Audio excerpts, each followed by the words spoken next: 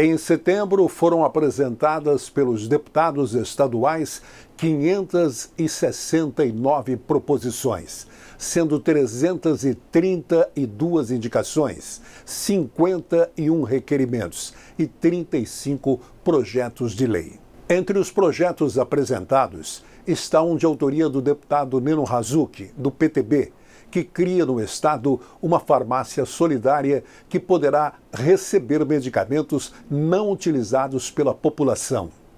O projeto de lei que cria o programa Farmácia Solidária consiste em facilitar a doação de medicamentos não utilizados pela população, clínicas, profissionais de saúde e empresas do segmento farmacêutico. Para o autor do projeto, o deputado Antônio Vaz, do Republicanos, a proposta deve evitar desperdício de medicamentos e ajudar no tratamento de pessoas que não têm condições financeiras para custear o tratamento. O projeto visa promover a solidariedade, que vai haver a participação de toda a população, ajudando outras pessoas que não têm condições de comprar medicamentos. Nós sabemos hoje que o remédio hoje é muito caro e tem uma grande parte da população que não tem condições de comprar o remédio. Então, às vezes a pessoa tem remédio vencido não, para vencer, está lá, não usa mais, usou uma parte do remédio e está sobrando esse remédio lá, que pode ser usado por outras pessoas. Clínicas também, consultórios médicos, dentista, está lá o remédio, não está usando, não está vencido, pode ajudar muita gente. O projeto visa implantar um banco de dados estadual que deve atualizar a relação de medicamentos doados disponíveis. É um cadastro, dessas pessoas, também dos medicamentos, todos catalogados, tudo certinho, para um profissional da área da saúde, que vai estar vendo e também vai promover, o governo estadual vai promover, vai conscientizar a população, é um programa, bem completo, que vai estar orientando como deve fazer, como que vai funcionar. Então, a participação do governo muito importante nisso aí.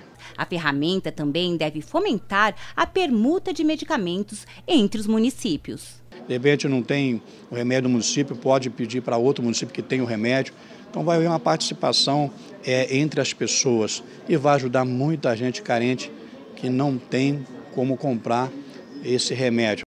Deputados aprovam um projeto de lei do Executivo que cria uma nova edição do programa Morar Legal. Quem tem débitos de financiamento habitacional da AGEAB terá a oportunidade de quitar as parcelas atrasadas com desconto nos juros e nas multas. Durante a sessão plenária foram aprovados 8 projetos, dentre eles o projeto do Poder Executivo, que muda as regras para quem tem dívidas com a Agência de Habitação do Governo do Estado, a AGEAB. E é a oportunidade para os beneficiários inadimplentes poderem pagar suas dívidas com desconto. Quem quiser pagar suas dívidas à vista terá o desconto de 100% sobre os juros e da multa contratual das prestações vencidas. Desconto de 65% para quem pagar no mínimo 4 parcelas atrasadas. E para quem quiser renegociar toda a dívida, será parcelado em 24 vezes com desconto de 35%.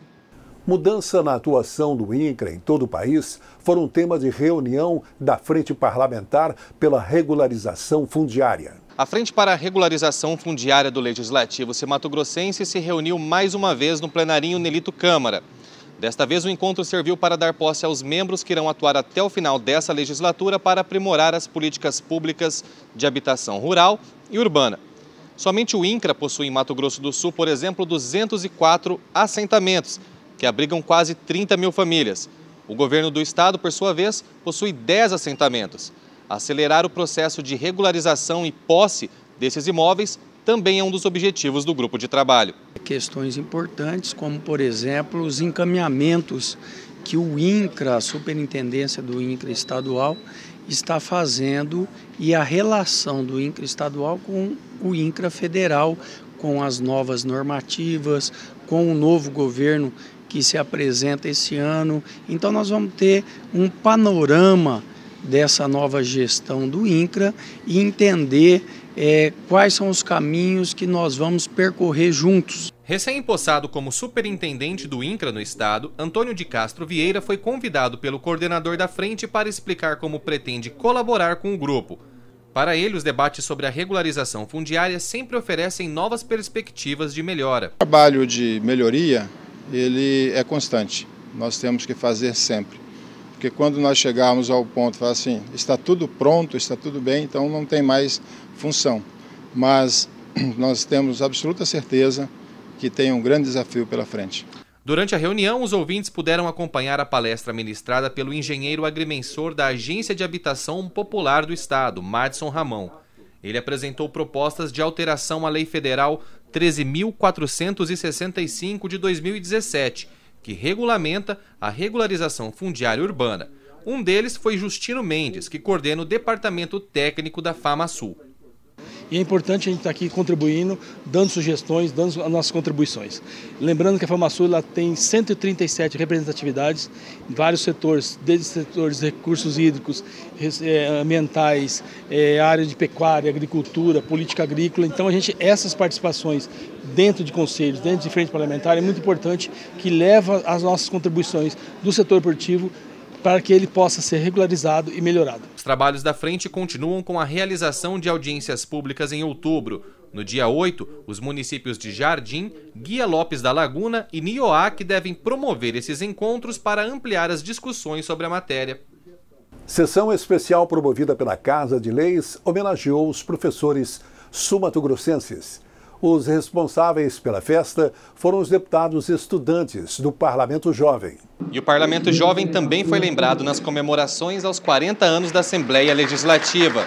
A sessão solene, realizada nesta terça-feira no plenário Júlio Maia, serviu para conferir o diploma de mérito legislativo aos professores dos deputados estudantes.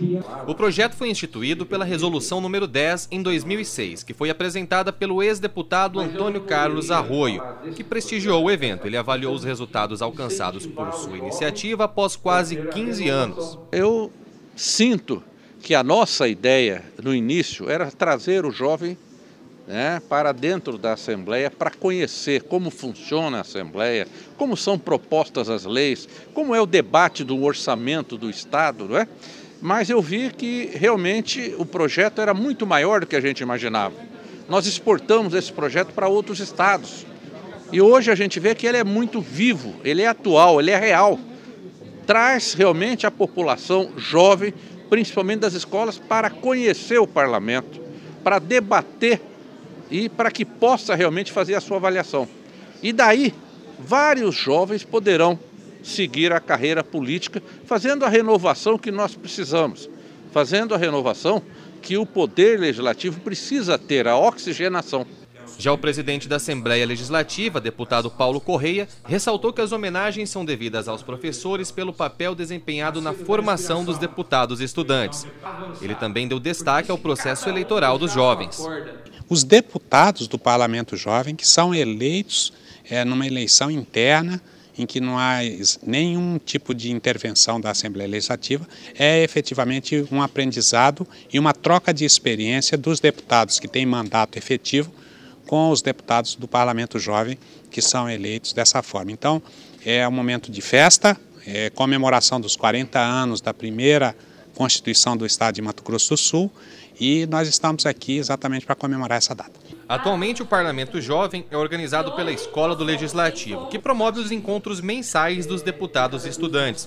O gerente do órgão, Benhur Ferreira, compôs a mesa de autoridades. A sensação é da gente estar cumprindo o nosso dever, de motivar a juventude, politizar a juventude, recuperar a política como algo nobre, como algo importante. Política é serviço. O político é o que mais ama a comunidade. Então, é nesse sentido que a gente vai fazer essa celebração e tomara que seja, na verdade, uma grande aula de cidadania, de amor pelas coisas públicas, de esperança num Brasil melhor. Prestigiando a juventude, o deputado mais jovem da atual legislatura, João Henrique, também presidiu a sessão. É uma grande honra para mim, como o mais novo da casa, dessa augusta Casa de Leis, poder prestigiar a nossa juventude, pois foi a juventude que me trouxe até essa casa. São eles que movem a nossa sociedade, eles são o combustível da velocidade de transformação. E eu vou repetir aquilo que digo com frequência. Aqueles que não acreditam na juventude já estão no passado e muitas das vezes até esquecido. São vocês, jovens, que participam, transformam, edificam, que trazem a mudança quando ninguém acredita. As redes sociais, o Twitter, os aplicativos de carona, né, os apps diversos que hoje nós temos, que foram nos apresentados por vocês. Isso hoje é realidade, é comércio, é negócio e é política. Então, por saber disso, por ter sido forjado nas ruas com a juventude, acho que ainda integro a juventude, é que venho com muita alegria presidir, prestigiar o trabalho da juventude sul-mato-grossense, dos nossos parlamentares jovens. Os responsáveis pelas homenagens da noite, os deputados e estudantes, comentaram a expectativa para o evento e também revelaram o que consideram as maiores lições aprendidas no Parlamento Jovem. Estou extremamente extasiada de estar participando dessa noite, porque estamos colocando o nome da juventude na história do Mato Grosso do Sul, pelo fato da sessão solene fazer parte do calendário de 40 anos do Estado. Isso me deixa extremamente feliz. E também porque nós estamos tendo a oportunidade de homenagear aquele que nos foi mais importante nessa nossa jornada parlamentar. Eu sinto muita alegria, porque cada professor, cada diretor que está sendo homenageado hoje foi muito importante na nossa carreira. Não na nossa carreira, mas no nosso trajeto de aluno até chegar aqui. É muito bom estar homenageando eles, porque são pessoas essenciais na nossa vida, que passaram muito conhecimento, não só para mim, para todos que estão aqui. A principal coisa que eu aprendi foi a pluralidade de ideias.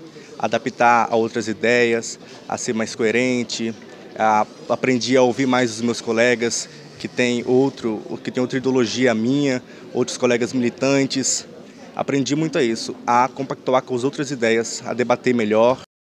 Esses jovens eleitos por seus colegas como deputados e estudantes reconhecem agora a contribuição dessa experiência para suas vidas. Aproximar a comunidade do Legislativo tem sido a missão do Parlamento Jovem desde a sua criação há 13 anos. O processo, que começa na escola, ajudou a definir a carreira do hoje acadêmico de Direito Anderson Alves Dantas. A partir do momento que você acaba conhecendo mesmo por dentro como funciona, você começa a participar mais, você acaba tendo uma mente mais crítica, uma mente mais ciente na área política, né? Então, quanto mais você participa desde jovem, você vai tendo uma amplitude maior de pensamento na área da política, não apenas aquilo que todo mundo fala. Você já vai conhecer realmente, você vai sendo uma pessoa mais crítica, uma pessoa mais... Você vai saber debater mais. E isso tudo ajudou na nossa vida, na vida dos jovens que participaram. Dentro da escola, a mobilização surpreendeu o professor de Geografia Fábio Luiz Pereira e a coordenadora escolar Leonor Viveiros. 2 dos 29 educadores homenageados pelo Parlamento Jovem em sessão solene com a entrega de diploma de honra ao mérito legislativo a educadores. Quando a gente chegou ao Parlamento Jovem, que a gente fez a eleição na escola, para os alunos se candidatarem, chamou a atenção da gente pela participação de fato. Eles fizeram campanha na escola, se dedicaram em relação a isso. Foi muito além do que a gente esperava. Então a gente conseguiu fazer o papel da escola, que é formar, não só formar pessoas, mas formar um cidadão capaz de entender o papel político. Era esse o objetivo nosso que nós conseguimos. A democracia é a base de uma sociedade, então é muito importante falar sobre isso na escola. A escola é um espaço de conhecimento, então é vital para o jovem que ele conheça a política, não política partidária, mas de modo geral, para ele compreender a democracia, o direito de todos. Então foi muito importante esse trabalho, fundamental. Eu acho que todas as escolas deveriam trabalhar com o Parlamento Jovem, os deputados jovens, com as crianças, conhecendo, para que um dia esse Brasil seja muito melhor. Os efeitos positivos dessa inclusão de adolescentes e jovens no ambiente legislativo possibilitou não apenas a aproximação da comunidade, mas também maior envolvimento na definição de políticas públicas. A oportunidade que eu tive de participar desse projeto fez com que a minha mentalidade sobre a gestão do país, sobre a gestão do Estado, a gestão de uma cidade mudasse completamente. Porque a gente tem a ideia de que a gente precisa mandar, que a gente precisa exigir, porém a gente não sabe qual que é o nosso papel. Ou muitas vezes faz com que não assume um papel de cidadão de verdade. Então participar desse projeto me fez entender que se eu quero algo diferente, se eu quero que seja algo transformado ou se algo aperfeiçoado, é necessário que eu tome uma postura diferenciada em relação à sociedade. Esse projeto ele se desenvolveu muito rapidamente, inclusive Mato Grosso do Sul teve a oportunidade de ficar mais conhecido pelos outros estados, pelas outras assembleias, as funções do Poder Legislativo através desse projeto. Por quê? Porque muitos vieram buscar subsídio para também implantar o mesmo projeto nos seus estados, nas suas assembleias. O Parlamento Jovem é um braço da educação muito importante para se formar brasileiros, né? Para a gente ter cidadão realmente que conheça e que possa um dia vir a ajudar o desenvolvimento do nosso país, do nosso estado. O Jornal Parlamentar dá uma breve pausa e já volta.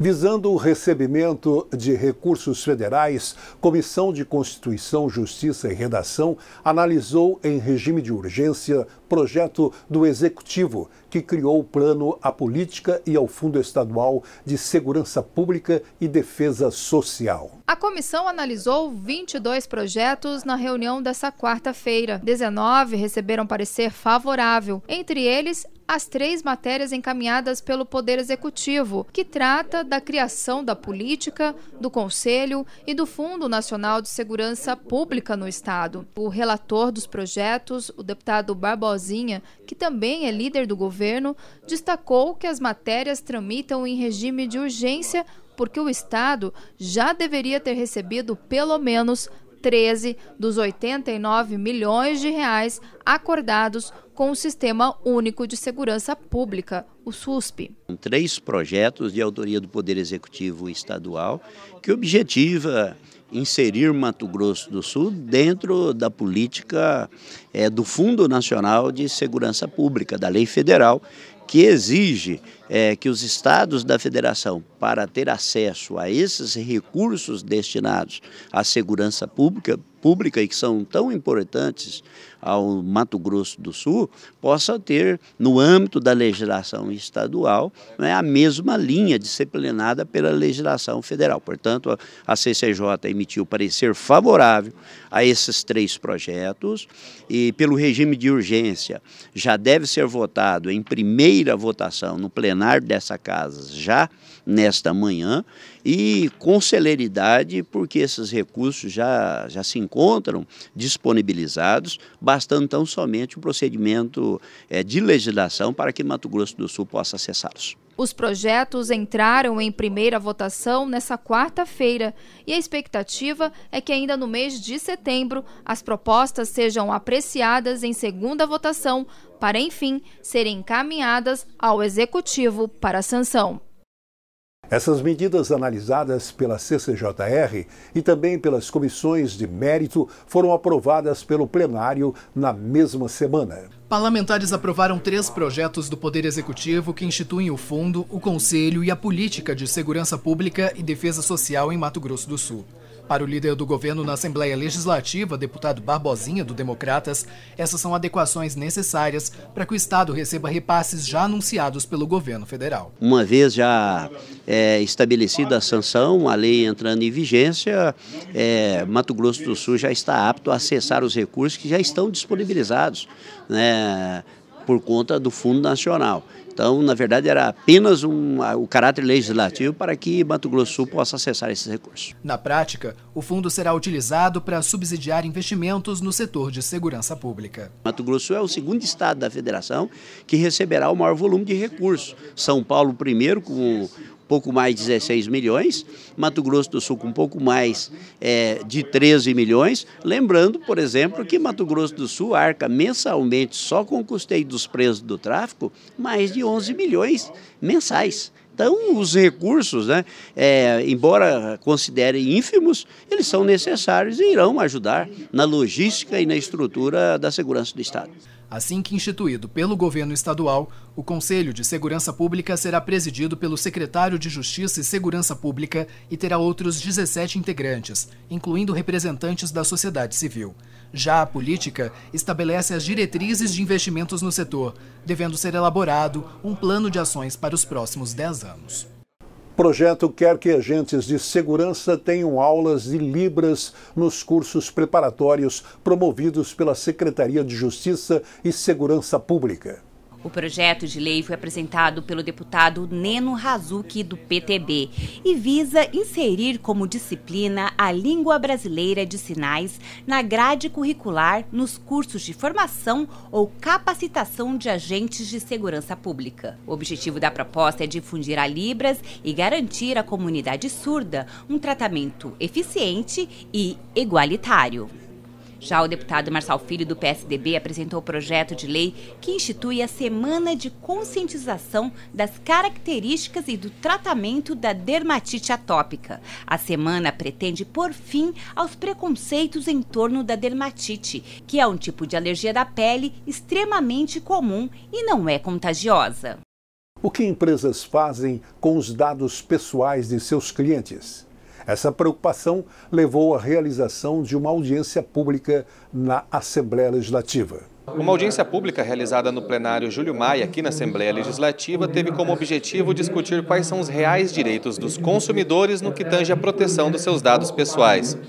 O evento foi proposto pelo deputado Capitão Contar, do PSL, e recebeu a presença de representantes dos principais birôs de crédito que operam no Brasil. A audiência teve como um dos objetivos divulgar a Lei Geral de Proteção de Dados Pessoais, que foi aprovada pelo Congresso Nacional em 2018, mas passa a valer por inteiro apenas em agosto do ano que vem.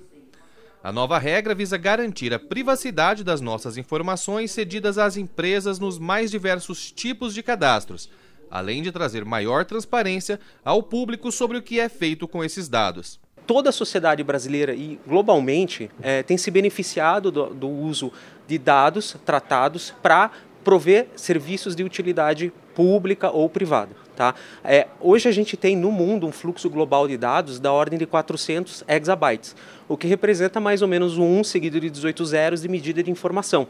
Tá? Toda essa informação, quando tratada adequadamente e através do uso de softwares super especializados, você viabiliza uma decisão informada pelo empresário, pela autoridade pública, pelo produtor rural, por exemplo, através da agricultura digital. Como um projeto de lei similar foi apresentado no Legislativo Estadual este ano, algumas dúvidas sobre a forma como essas informações devem ser tratadas surgiu entre o empresariado sul-mato-grossense. É o que explica o deputado Capitão Contar. Um assunto bastante delicado, exige aí um trabalho minucioso na elaboração e no aperfeiçoamento dessa lei. Então o objetivo foi atingido e com isso estaremos ajudando a aperfeiçoar a aplicação dessa lei aqui em Mato Grosso do Sul. Como forma de resolver o impasse, um grupo de trabalho deve ser criado na Assembleia Legislativa a fim de ampliar o debate sobre a matéria. Dada a relevância do assunto, nós estaremos criando um grupo de trabalho aqui dentro da Assembleia para poder estar realizando esses estudos em cima desse projeto de lei. A Associação das Empresas de Tecnologia da Informação marcou presença na reunião. O gerente de Relações Institucionais da Brascom, Daniel Stivelberg, falou aos ouvintes quais os potenciais de mercado que se abrem em Mato Grosso do Sul com a nova regulação. Ele acredita que a legislação federal é importante para estabelecer um parâmetro comum a todo o setor produtivo. A Lei Geral de Proteção de Dados ela é um diploma que veio estabelecer limites de atuação e garantias principalmente para os titulares dos dados, que são as pessoas. Mas, ao mesmo tempo, ela tem normas que induzem o investimento naquilo que a gente chama de tecnologias de transformação digital, que são aquelas tecnologias que a gente tem ouvido falar bastante, como inteligência artificial, big data, software na nuvem, segurança na informação e internet das coisas. O estado do Mato Grosso do Sul, especialmente no âmbito da produção agropecuária, tem muita oportunidade para se beneficiar de uma agrointensiva em dados, porque a gente já tem uma expertise, uma vocação na produção agrícola. Usando tecnologias de transformação digital, a gente pode viabilizar maior rentabilidade para o campo, melhor gestão de recursos hídricos, por exemplo, e melhor uso ou racionalização do uso, por exemplo, de agrodefensivos. Representando o PROCON, o superintendente Marcelo Salomão apresentou as preocupações do órgão na defesa do consumidor. Para ele, não devemos esquecer que a vulnerabilidade dos usuários é fator preponderante na elaboração da legislação. A gente avalia com bastante positividade essa audiência pública, mas também vamos começar a cuidar melhor de como esses dados estão sendo tratados para que consumidores não caiam em armadilhas e estejam numa cultura nova. Nós precisamos mudar de fase. Os consumidores precisam ler mais aqueles dados, aquelas informações de aceitação dos seus dados, porque essas informações agora ficarão depositadas em birôs e até mesmo em escritórios de grande porte, para que esses dados não vazem e não cheguem a prejudicar consumidores, como vem acontecendo principalmente na questão dos consignados aos idosos por parte de bancos de fomento. Comissão de Desenvolvimento Agrário e Assuntos Indígenas e Quilombolas promoveu audiência pública para discutir métodos que tornem as terras indígenas produtivas, de forma que contribuam para o sustento e dignidade dessas comunidades. Foi assim, com as bênçãos trazidas pela dança dos índios sumatogrossenses, que a Comissão de Desenvolvimento Agrário e Assuntos Indígenas e Quilombolas realizou sua primeira audiência pública na Assembleia Legislativa. O tema foi a produção sustentável em terras indígenas. O evento foi proposto pelo presidente da comissão, deputado Neno Hazuki, do PTB.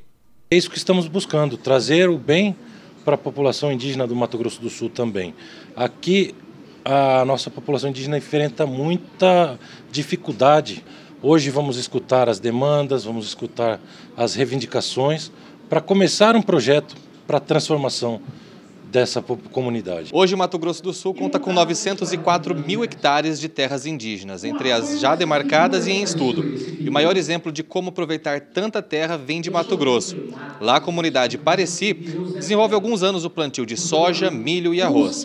Por isso, o deputado federal por Mato Grosso, José Medeiros, veio até a audiência explicar como aquela comunidade obteve sucesso nessa missão que está prestes a começar em Mato Grosso do Sul. Os índios parecis tomaram a iniciativa de plantar nas suas terras. Eles têm 1 milhão de hectares, pegaram uma pequena parte, 10 mil hectares, fizeram um TAC junto com o Judiciário, o Ministério Público e FUNAI também, e começaram a plantar, apesar de grandes desafios, como, por exemplo, o IBAMA, que se insurgiu contra esse tipo de parceria que eles fizeram e fizeram uma multa de 130 milhões de reais, quase inviabilizando toda a aldeia. Mas eles estão vencendo e agora hoje já plantam ali, que faz um capital de giro já gira em torno de 50 milhões todo ano, de forma que conseguiram a independência financeira e já tem know-how e dominam a tecnologia de plantio, que é uma coisa extraordinária. A mesa de autoridades também contou com o deputado Evander Vindramini, do PP, e representantes da OAB, Agraer e INCRA, que contribuíram com a audiência falando aos índios presentes, que acompanhavam atentos. Os caciques Juscelino, Josias e Gaudêncio, de diferentes regiões do estado, receberam um convite para o debate com alegria. Eles falaram sobre a expectativa para que uma política pública sobre a matéria se concretize em breve. É um grande privilégio estar participando dessa audiência aqui. Nós, como comunidade indígena, está participando pela primeira vez de uma audiência pública referente à questão de agricultores indígenas. Eu tenho certeza que a gente vem trazer as demandas e falar o que nós queremos e realmente da questão da agricultura, que nós também somos capazes de estar produzindo. O indígena ele tem a somar nessa participação da agrícola. Então a gente foi convidado para participar desse evento, onde eu sou novato, nesse meio de contexto indígena, sou terena, sou da comunidade indígena Marçal de Souza, é um prazer estar aqui e a gente tem muito a somar. Antes nós não tínhamos implementos, máquina, principalmente máquina de agrícola, tanto é que hoje nós temos, mas ainda falta, falta em implemento, porque nós temos um trator assim, que foi adquirido através do recurso federal, e só que assim, nós não temos assim vamos colocar assim uma manutenção para esse trator, Então, quando estraga, vai para a oficina, fica bastante tempo e com isso prejudica a minha comunidade, né? Policiais das Forças de Segurança do Estado foram homenageados pela Casa de Leis com a comenda Coronel PM Adib Massad, criada em 2017. Ela reconhece a contribuição dessas pessoas para a segurança dos sul-mato-grossenses. Adib Massad é ele quem dá o nome à medalha que homenageia militares de Mato Grosso do Sul por suas contribuições para a segurança pública do Estado. As forças militares são as responsáveis pela repressão e prevenção de ações criminosas, e no caso do então coronel PM Adib Massad, também pelas fronteiras, época em que praticamente se tornou um mito da área enquanto ocupou a chefia do Departamento de Operações de Fronteiras, o DOF, naquela época ainda chamado de grupamento. Hoje em dia, esses homens e mulheres se colocam em risco para proteger a sociedade sul-mato-grossense, uma das principais atitudes reconhecidas agora pela Assembleia Legislativa. É uma oportunidade que a Assembleia Legislativa tem de, usando a comenda Coronel Adib Massad, que é uma lenda viva da segurança pública do Estado, através dele a gente consegue homenagear homens e mulheres que pertencem às diversas instituições da segurança pública do nosso Estado e que também com seus trabalhos, com suas determinações, com seus profissionalismos, conseguem no dia a dia prover a segurança pública e a proteção de todos aqueles que moram no nosso Estado.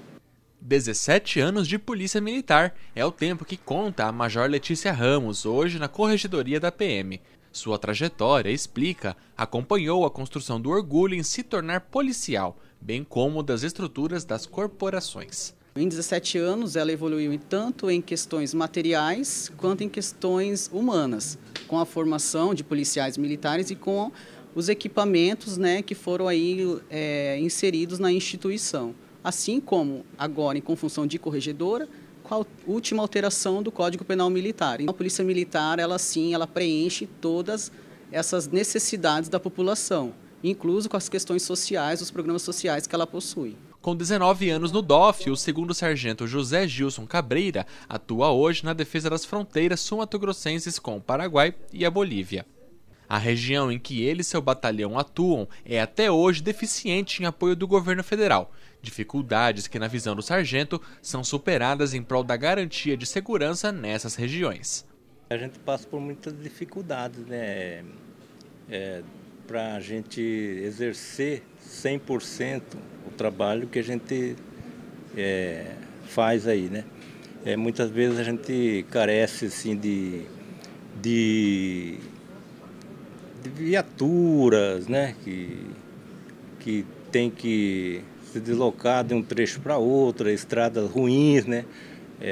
Estrada de chão. Se eu pudesse trabalhar mais tempo, eu trabalharia. Marcelo Góes dos Santos, com apenas 5 anos de polícia militar, ocupa hoje o posto de soldado. Mesmo assim, narra seu crescimento na carreira, fruto de sua dedicação e respeito ao juramento prestado quando passou a integrar a corporação. O papel do policial é um 50%, eu diria. Ele tem que fazer o papel dele, porque é direito e responsabilidade, dever do Estado. Ele tem que fazer a parte dele. E direito e responsabilidade de todos. Hoje eu diria, né, a gente conversando, eu me lembro quando eu era motorista e perdia noites e noites de sono, com muito sono, dirigindo a viatura. Eu me sentia bastante emocionado, porque eu passava na frente de casa, todas escuras, e só a gente na rua, só a gente, Deus, na viatura, e como se fôssemos verdadeiros anjos. Então eu acho que o papel do policial, ele é um papel sobre-humano. Ao todo, foram 31 homenageados pelos deputados sul-mato-grossenses na sessão solene que foi proposta pelo deputado Coronel Davi. Todas essas pessoas, com certeza, podem sentir orgulho por pertencerem e desempenhar seus trabalhos nas forças militares de Mato Grosso do Sul. Heróis ou heroínas que fazem os seus trabalhos na proteção das pessoas e nem sempre são reconhecidos. E hoje aqui a Assembleia presta essa grande homenagem. Sou da reserva, né, e retornei, estou na ativa novamente. E eu tenho orgulho de ser policial, sim. Muito orgulho, meu Deus do céu. Dentro da Polícia Militar, eu posso, dentro das nossas limitações, dar o meu melhor e, se possível, for dar a minha vida. Fica por aqui esta edição do Jornal Parlamentar. Estas reportagens podem ser conferidas no YouTube da Assembleia Legislativa de Mato Grosso do Sul, com acesso disponível por meio do QR Code que aparece agora em sua tela. Siga acompanhando aqui no canal 9 da NET a nossa programação e também as nossas mídias sociais. Até mais!